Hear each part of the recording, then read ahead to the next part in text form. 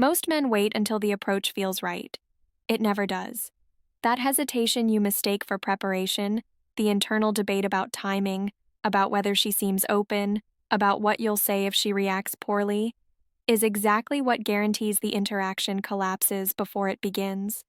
Because by the time you've finished calculating, you've already communicated everything she needs to know. This pattern shows up everywhere: coffee shops, grocery stores, train platforms. The man stands at a distance, observing, building a script in his mind. He's constructing the perfect opener. He's rehearsing tonality. And what registers from her perspective isn't consideration or respect. It registers as uncertainty, which means she's already made a decision about whether you're worth responding to, and you haven't even spoken yet. The framework most men operate from assumes that attraction requires safety first, then interest.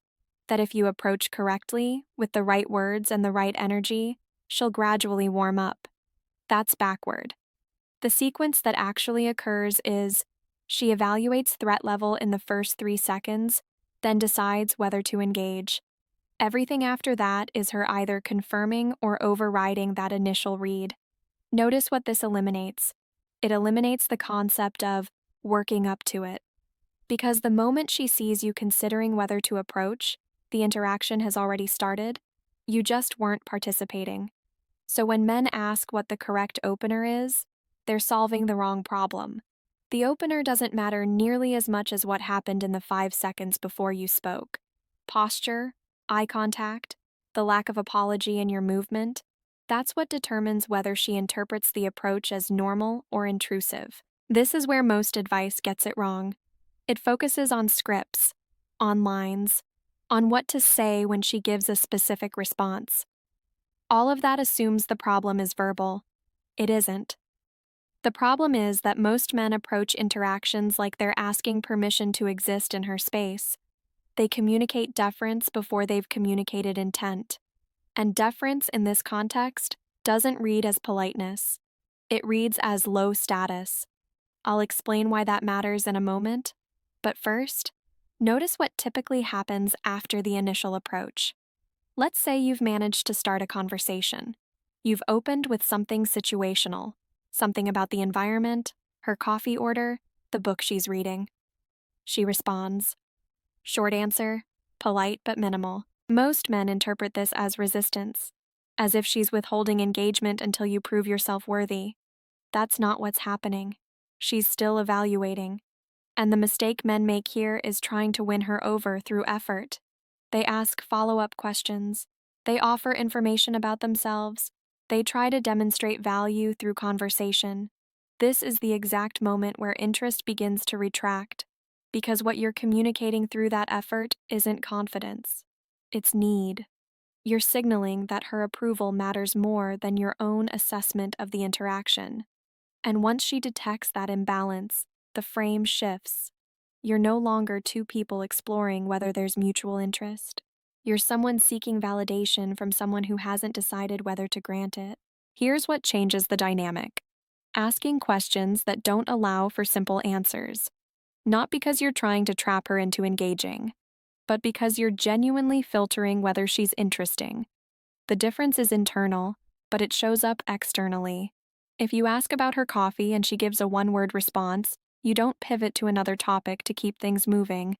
You make an observation, something slightly irreverent, something that assumes she's capable of more than surface-level exchange.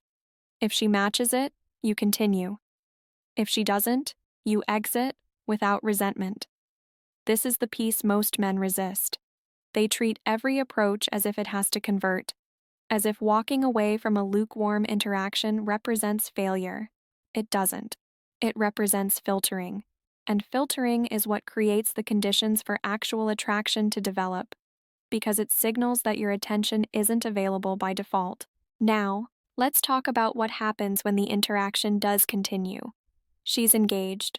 She's responding with more than minimal effort. The conversation has momentum. This is where men typically make the second major error. They try to maintain that momentum by talking more. They fill silence. They offer stories, anecdotes, personal details. They're not building rapport. They're removing tension. Attraction doesn't build through rapport, it builds through uncertainty, through the discomfort of not being able to fully categorize the person in front of you. When you talk continuously, when you answer every question fully, when you resolve every ambiguity, you eliminate that uncertainty. You become predictable. And predictable in early stage interactions is the same as uninteresting. The ratio that works is roughly 3 to 2. She talks 3 times, you talk twice, you extract information, you ask follow ups, you make her explain herself, and you offer just enough about yourself to avoid seeming evasive, but not enough to satisfy her curiosity. This is where the interaction shifts from evaluation to intrigue, because she's now in a position where she's revealed more than you have. And that imbalance creates a pull, not because you're withholding strategically, but because you're filtering continuously. You're deciding whether what she's saying makes her worth pursuing. Most men never establish this frame. They approach the interaction as if she's the one with options and they're auditioning. That dynamic is visible in everything.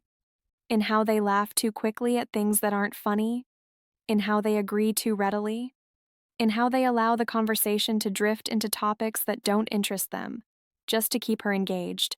And what happens, inevitably, is that she loses interest. Not because you said something wrong, but because you failed to act like someone whose interest is valuable. Let me pause here and address the question that's probably forming. What about rejection? Rejection is guaranteed. The goal isn't to eliminate rejection. The goal is to stop interpreting rejection as a referendum on your value. Most of the time, rejection has nothing to do with you. It has to do with timing, context, her mood, her relationship status, her general disposition toward being approached. None of those factors are within your control. The pattern I see repeatedly is this: man approaches, gets rejected, internalizes it as evidence that approaching doesn't work. Then he either stops approaching entirely or starts approaching from a place of even more hesitation, which decreases success rate further. The correct interpretation is different. Rejection means the system is working. Every woman who says no is saving you time. Every interaction that goes nowhere is data. And the more data you collect, the faster you recognize which approaches have potential and which don't. But here's what most men don't realize. The benefit of repeated rejection isn't just pattern recognition, it's desensitization. The more you approach, the less emotional weight each individual approach carries, which means you stop communicating desperation. You stop needing any particular interaction to succeed, and that shift in internal state is what makes you more effective. Now, back to the interaction. Let's say it's gone well. She's engaged, she's laughing, she's asking questions. The next step isn't to keep the conversation going indefinitely. The next step is to extract commitment. This is where most men hesitate again. They don't want to seem too forward. They don't want to risk ruining the positive momentum. So they let the interaction drift to a natural conclusion, exchange pleasantries, and walk away hoping they'll run into her again. That's not filtering. That's avoidance. If the interaction has gone well, you take her number.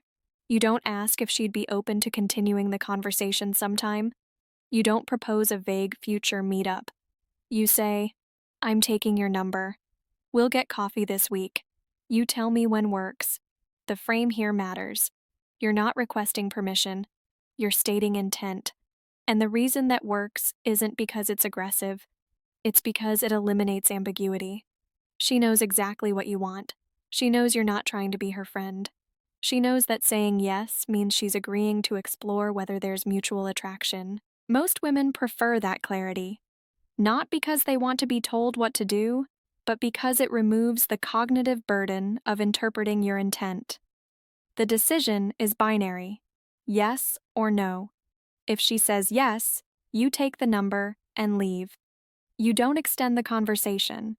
You don't try to lock in specific plans immediately.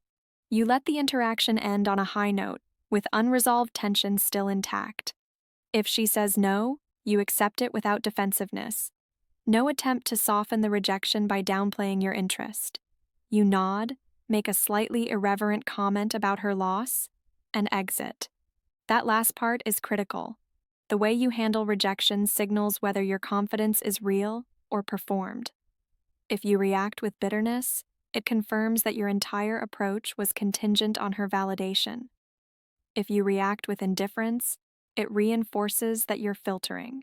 Once you have the number, the same principle applies to follow-up. Most men text immediately, or within hours. They want to capitalize on the momentum. That urgency communicates the opposite of confidence. The move that preserves tension is to wait, not as a game, not as a tactic, but because you genuinely have other priorities.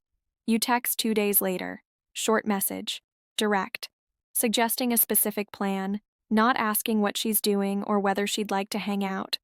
During that 2-day window, she's thinking about you, not because you're playing hard to get, but because you introduced uncertainty. She expected immediate follow-up. She didn't get it.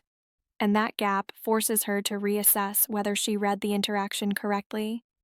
By the time you text, she's more invested than she was during the initial interaction. And that investment wasn't built through effort on your part. It was built through absence. This is the piece that feels counterintuitive. Everything in mainstream dating advice suggests that attraction requires maintenance, that you need to stay top of mind. That's true for men operating from scarcity. But if you've established yourself as someone whose time is finite, whose attention is selective, the opposite occurs. Distance increases interest rather than diminishing it. The same logic applies to the actual date. Most men approach first dates as if they're auditions. They try to be impressive, they offer long answers to simple questions, they avoid any topic that might create friction. And by the end of the date, she's lost interest. Not because anything went wrong, but because nothing unexpected happened. The frame that works is different. You show up assuming the date is a mutual evaluation, not a performance. You ask questions that require thought. You push back when she says something you disagree with. You end the date before she's ready for it to end.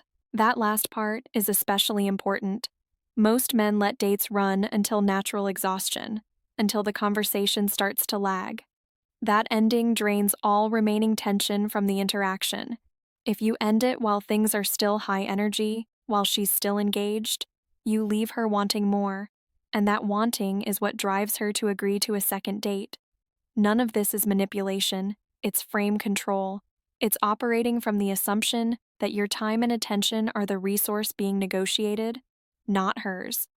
And once you internalize that frame, the mechanics of approaching, conversing, and escalating stop feeling effortful. The men who struggle with this aren't struggling because they lack social skills. They're struggling because they're operating from the wrong premise. They think the goal is to convince her to like them. The actual goal is to determine whether she's worth liking. Most interactions won't go anywhere. That's not failure. That's the system working.